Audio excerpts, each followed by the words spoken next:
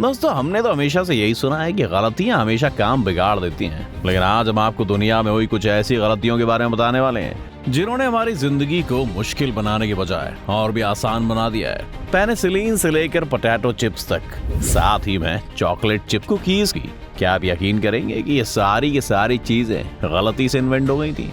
जी हाँ दोस्तों, गलती से। तो आज की इस वीडियो में हम आपको बताने वाले हैं ऐसी चीजों के बारे में जो गलती से इन्वेंट हुई। इसलिए वीडियो को अंत तक देखना बिल्कुल भी ना भूलें। लेकिन वीडियो शुरू होने से पहले अगर आप चैनल पर नए हैं या आपने अभी तक चैनल को सब्सक्राइब नहीं किया है तो चैनल को सब्सक्राइब करना और बेल आइकन दबाना ना भूलें, ताकि हमारे चैनल की कोई भी वीडियो आपसे मिस ना हो जाए। The microwave oven. Percy Lebaron Spencer एक बार मैग्नेट्रॉन्स पर काम कर रहे थे। ये एक तरह की हाई पावर वाली वैक्यूम ट्यूब होती है जो माइक्रोवेव में छोटी रेडियो वेव्स प्रोड्यूस करती है। इंजीनियर हमेशा की तरह अपना काम कर रहे थे जब उन्होंने देखा कि उनकी जेब में रखी हुई कैंडी बार पिघल गई है। जल्दी से स्पेंसर ने महसूस किया कि ये मैग्नेट्रॉन्स थे जो इस इंसिडेंट की वजह बने थे। और फिर क्या था, आखिर में जाकर इन्वेंट हुआ माइक्रोवेव। 1945 तक उन्होंने माइक्रोवेव यानी कि मेटल कुकिंग बॉक्स के लिए एक पेटेंट फाइल कर दिया था। Potato chips.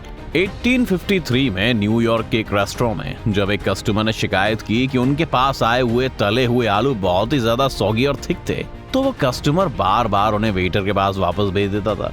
तब शेफ जॉर्ज क्रम इतने तंग आ गए कि उन्होंने एक पतले आलू की रिक्वेस्ट को मान लिया और फिर शेफ जॉर्ज क्रम ने सचमुच में आलू को पतले स्लाइसेस में काटा और उन स्लाइसेस को तला, उस पर नमक डाला और बस गलती से जन्म हो गया दुनिया के सबसे पसंदीदा स्नैक पोटैटो चिप्स का। Post-it notes. 3M लेबोरेटरीज में एक रिसर्चर स्पेंसर सिल्वर एक मजबूत चिपकने वाली गेंद बनाने की कोशिश कर रहे थे। दूर काम करते हुए सिल्वर ने एक वाली गेंद बनाई जो पहले से मौजूद गेंद के कंपैरिजन में कमजोर थी। ये ऑब्जेक्ट से चिपक जाती थी लेकिन बिना कोई निशान छोड़े आसानी से खींची भी जा सकती थी। किसी ने नहीं सोचा था कि इस तरह के प्रोडक्ट का भी कोई इस्तेमाल है, जब तक कि एक दूसरे साइंटिस्ट आर्ट फ्राई ने महसूस नहीं किया कि कागज के छोटे टुकड़े पर रेजिड्यू छोटे बिना उनके चट सॉन्ग्स के लिए ये काफी ग्रेट बुकमार्क्स बन सकते थे। और इस तरह जन्म हुआ पोस्ट-इट नोट्स का। Non stick pans, Teflon. अगर आप नॉन स्टिक पैन में खाना बना रहे हैं तो इसका क्रेडिट केमिस्ट रॉय प्लंकेट को जाता है। CFCs यानी कि क्लोरोफ्लोरोकार्बन ओजोन लेयर को कम करने वाले एनवायरमेंटल सुपरविलेंस बनने से बहुत पहले प्लंकेट एक नए टाइप के क्लोरोफ्लोरोकार्बन्स बनाने का एम कर रहे थे, लेकिन एक्सपेरिमेंट हाई मेल्टिंग पॉइंट वाला ल्यूब्रिकेंट निकला जो अब सभी नॉन स्टिक पैन्स में इस्तेमाल किया जाता है। टेफ्लॉन का इस्तेमाल पहले मिलिट्री एप्लीकेशंस में किया जाता था और अब इसे दुनिया भर में कुकवेयर में भी फेमसली अप्लाई किया जाता है। Match sticks. 1826 में ब्रिटिश केमिस्ट जॉन वॉकर ने खोज की जिसे मैचेस की तीलियों के नाम से जाना जाता है, जब उन्होंने गलती से अपने स्टोव पर केमिकल से निपटी एक स्टिक को खुरच दिया तो उन्होंने पाया कि उसमें आग लग गई। और फिर क्या था, इन्वेंट हुई मैच स्टिक। Safety glass. 1903 में केमिस्ट एडवर्ड बेनेडिक्टस अपनी लेबोरेटरी में काम कर रहे थे जब उन्होंने गलती से एक फ्लास्क को उठाया तो वो नीचे गिर गया। हालांकि जब बेनेडिक्स ने नीचे देखा तो उसने देखा कि 1 लाख छोटे टुकड़ों में टूटने के बजाय ग्लासवेयर वास्तव में अपनी शेप को बनाए रखते हुए बस थोड़ा सा ही टूटा था।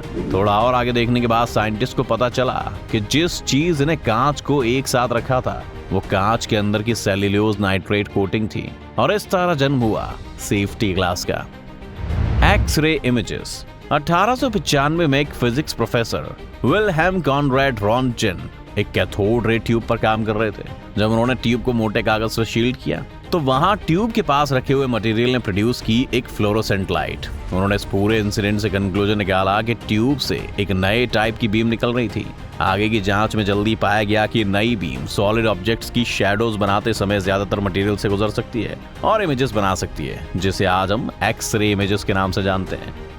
Coca Cola. Atlanta based pharmacist John Pemberton ने एक फ्रांसीसी वाइन कोका कॉन्कोशंस बेचकर उन्होंने इस ट्रेंड को कैपिटलाइज किया जिसे सिर दर्द और न्यूरोलॉजिस्ट डिसऑर्डर के इलाज के रूप में बताया गया था।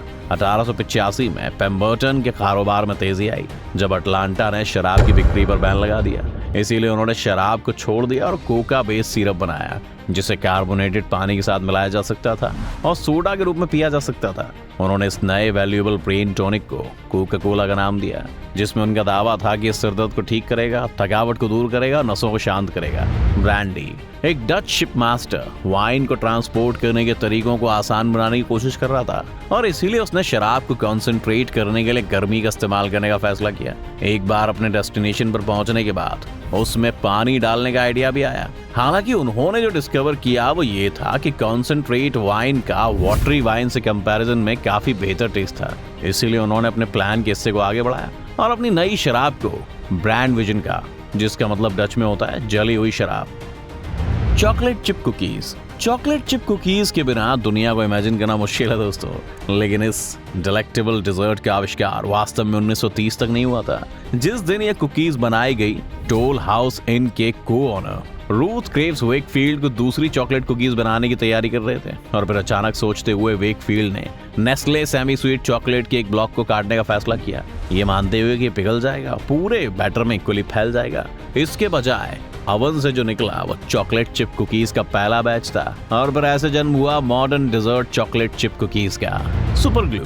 1942 में वापस हैरी कूवर उन मटेरियल्स की तलाश कर रहा था जिनका इस्तेमाल वो युद्ध के लिए क्लियर प्लास्टिक गन बनाने के लिए कर सकता था, लेकिन इसके बजाय उन्होंने जो खोजा वो एक केमिकल फॉर्मुलेशन था जो हर चीज को छूता था। हालांकि उनकी डिस्कवरी को रिजेक्ट कर दिया गया क्योंकि रिसर्चर्स ने इस तरह के विस्कस फॉर्मूला की जरूरत नहीं महसूस की थी और ये 1951 तक नहीं था कि एक ही फॉर्मूला को कूवर और Eastman Kodak researcher Fred Joyner द्वारा अपनाया और दोबारा बनाया गया था। च्युइंग गम।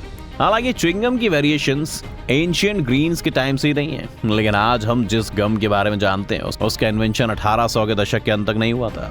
ये तब था जब थॉमस एडम सीनियर नाम के एक अमेरिकन इन्वेंटर ने च्यूई ट्रीट का रिजेक्शन फेस किया था, लेकिन सिर्फ पहली कोशिश के बाद ही उन्हें सक्सेस मिल गई। Dry cleaning. हालांकि ड्राई क्लीनिंग के इन्वेंटर जीन बैप्टाइज जॉली ने टेक्सटाइल इंडस्ट्री में एक टेक्सटाइल मैन्युफैक्चरर के रूप में काम किया था, लेकिन एक रेवोल्यूशनरी न्यू क्लीनिंग मेथड की उनकी खोज पूरी तरह से एक्सीडेंट से हुई थी। ये उनकी नौकरानी ने गलती से एक टेबल क्लॉथ पर मिट्टी का तेल गिरा दिया था। जब जॉली ने देखा कि मिट्टी के तेल ने वास्तव में कपड़े को साफ कर दिया था, इस प्रकार सबसे पहले ड्राई क्लीनर के लिए आइडिया पैदा हुआ।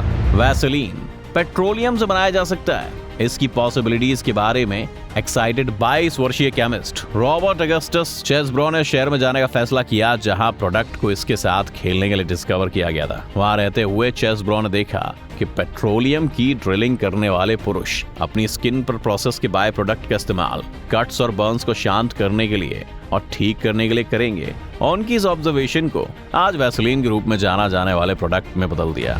Ice cream cone. आज आइसक्रीम कोन के दीवारों के पास एक कप या कोन में अपने ट्रीट को एंजॉय करने के बीच में एक चॉइस है, लेकिन हमेशा से ऐसा नहीं था। कहानियों के मुताबिक ये 1904 में सेंट लुइस वर्ल्ड्स फेयर तक नहीं था कि किसी को वेफर जैसी वफल को कोन शेप में घुमाने का आइडिया आया और ये idea simply out of necessity था। लेकिन जब मेले में एक आइसक्रीम वेंडर ने अपनी आइसक्रीम सर्व करने के लिए आउट ऑफ डिशेस हो गया तो उसके बगल में अर्न्स्ट ए हम्वी वेफल को कोन में शेप देने का आइडिया है। तो दोस्तों आज का वीडियो बस इतना ही। उम्मीद है आपको आज की इस वीडियो से काफी कुछ सीखने को मिला होगा। अगर आपको वीडियो पसंद आया तो वीडियो को लाइक करें और अगर आप इस चैनल पर नए तो जाने से पहले चैनल को सब्सक्राइब करना भी ना भूलें।